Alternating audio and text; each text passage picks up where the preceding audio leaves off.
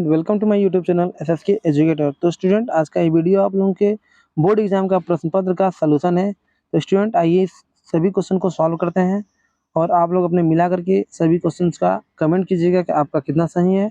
तो आइए हम लोग सॉल्व करते हैं सभी क्वेश्चंस को। तो पहला क्वेश्चन देखते हैं हम लोग।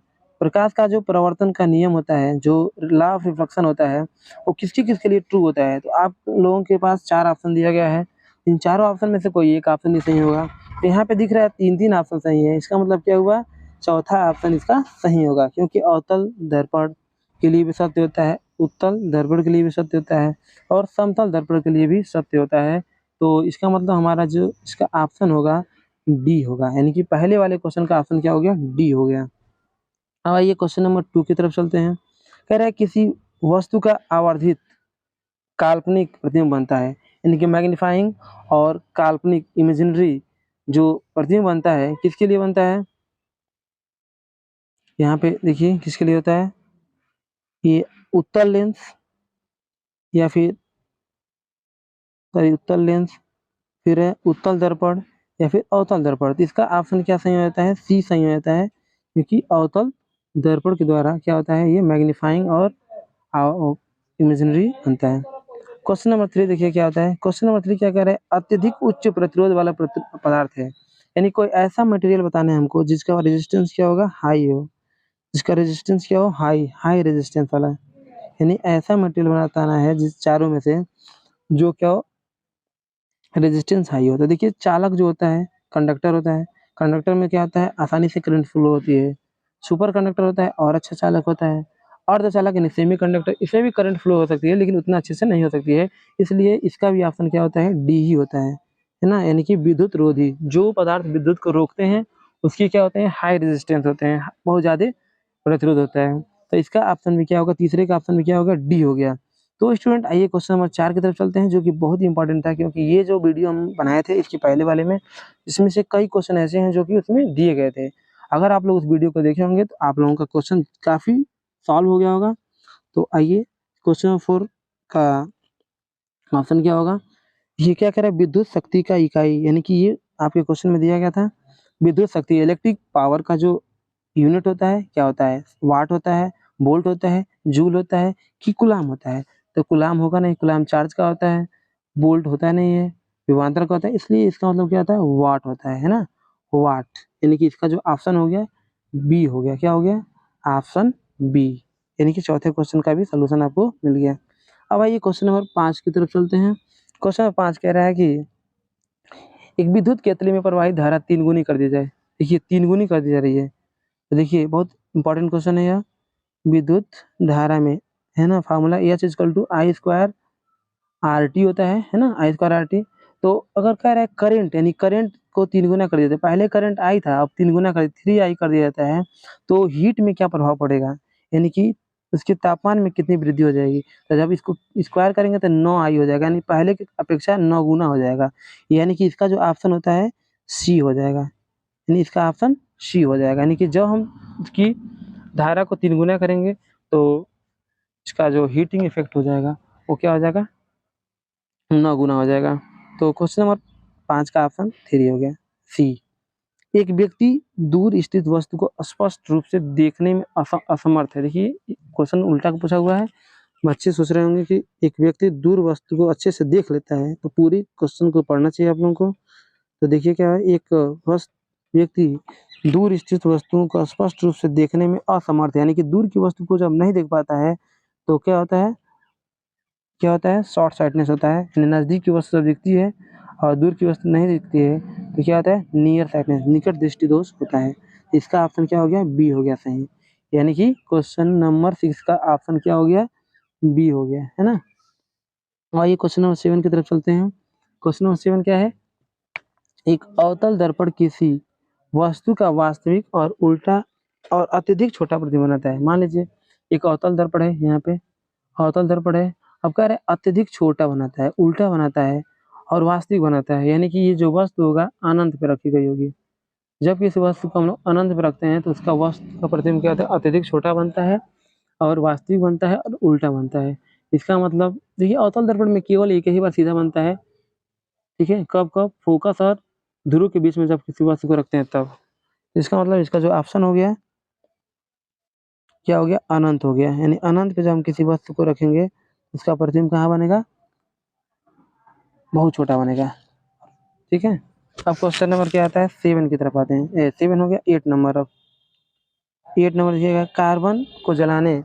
कार्बन को वायु में जलाने पर कार्बन डाइऑक्साइड गैस का बनना किसका उदाहरण है। देखिए, यानी जब हम कार्बन को वायु में जलाते हैं, देखिए कार्बन सी और वायु मतलब ऑक्सीजन, इसका मतलब क्या है, दो एटम को हम लोग लेके मिला रहे हैं।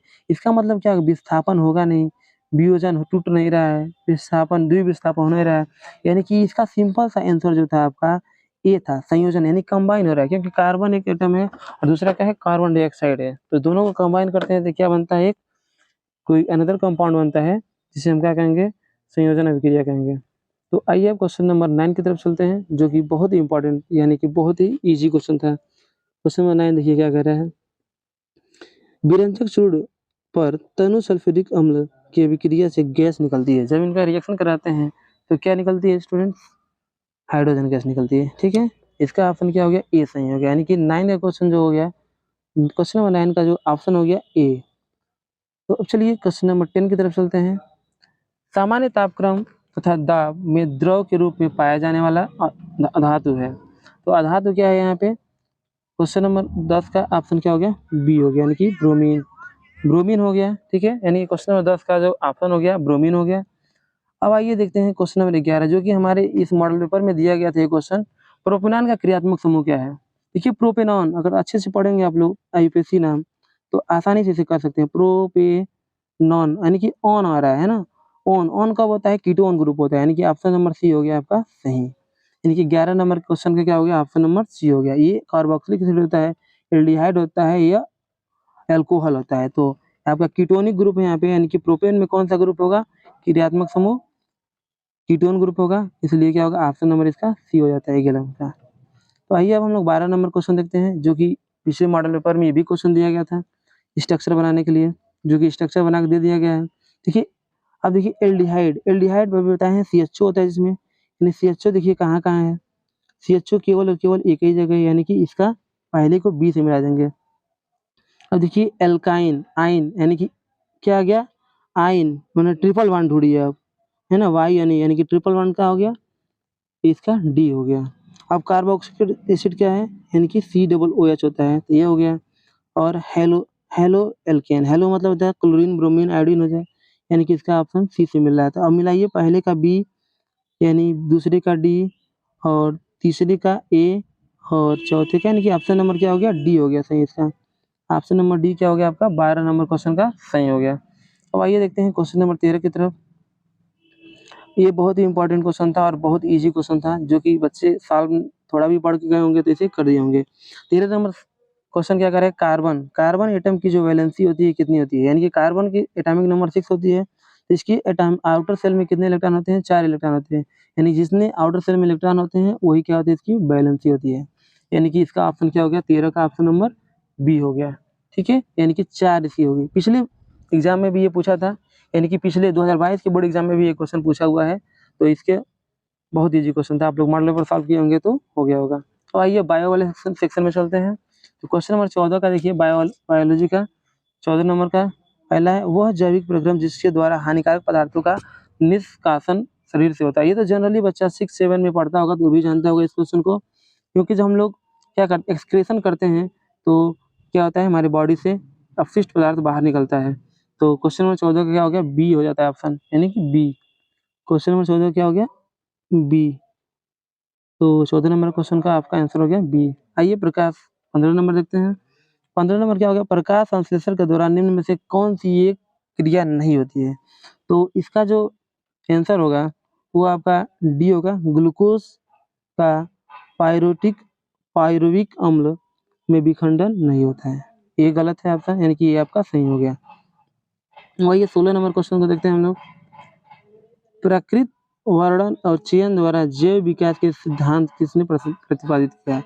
यानी कि इसका जो 16 नंबर का आंसर है ये होगा, ये तो याद करने वाला चीज़ थी। अगर आज के सिद्धांत डार्विन के सिद्धांत पढ़े होंगे, लेमार्क सिद्धांत, डायमर सिद्धांत, तो आप लोग जानते होंगे। तो इसका ऑप्शन क्या होगा, 16 का ए हो गया। आप देखिए मेंडल ने अपने प्रयोगों में, बहुत आसान क्वेश्चन है जो कि बायोलॉजी अच्छे से जो बच्चा पढ़ा होगा, नाट पौधा लेते हैं यानी कि क्या लेते हैं, डी मटर लेते हैं, मटर लिए थे उन्होंने अपने रिएक्शन में, क्या लिए थे वो, मटर लिए थे। तो क्वेश्चन नंबर 17 का ऑप्शन डी होता है। अब ये 18 नंबर देखते हैं। क्वेश्चन नंबर 18 का जो क्या है, निम्न में से किस पौधे का पुष्प एक लिंगी होता है, यानी कि यूनिसेक्सुअल होता है, यानी कि इसका ऑप्शन क्या हो गया, बी गुड़हल। यानी गुड़हल को हम चाहें तो आराम से काट काट के, चाहेंगे उसको हम लोग ब्रेक करके कई पौधे लगा सकते हैं। सेक्सुअल और बाइसेक्सुअल रिप्रोडक्शन आप लोग पढ़े होंगे तो आप लोग जानते होंगे, अगर नहीं पढ़े होंगे तो आप 11th से 12th में पढ़िएगा। चलिए क्वेश्चन नंबर 19 की तरफ चलते हैं। 19 का है, मादा जनन तंत्र में किस भाग में कॉपर्टी स्थापित किया जाता है। कॉपर्टी जैसे कि प्रेगनेंसी को रोकने के लिए किया जाता है। जब यानी कि जो भी आप पढ़ेंगे तो कॉपर्टी यूज किया जाता है, रिप्रोडक्शन पढ़ाया गया होगा तो उसमें कॉपर्टी यूज किया गया है। तो पूछा है कि किस पार्ट में यूज किया जाता है, ठीक है ना, तो इसको गर्भाशय में यूज कर दिया जाता है ताकि कोई भी नया प्रेगनेंसी ना हो सके। अब लास्ट क्वेश्चन चलते हैं हम लोग क्वेश्चन नंबर 20 की तरफ। किण्वन के बारे में निम्न से कथन सत्य नहीं है। यानी कि लास्ट क्वेश्चन क्या है आपका, कौन सा यह कथन गलत है। तो यह क्रिया माइटोकॉन्ड्रिया में संपन्न होती है, ये बात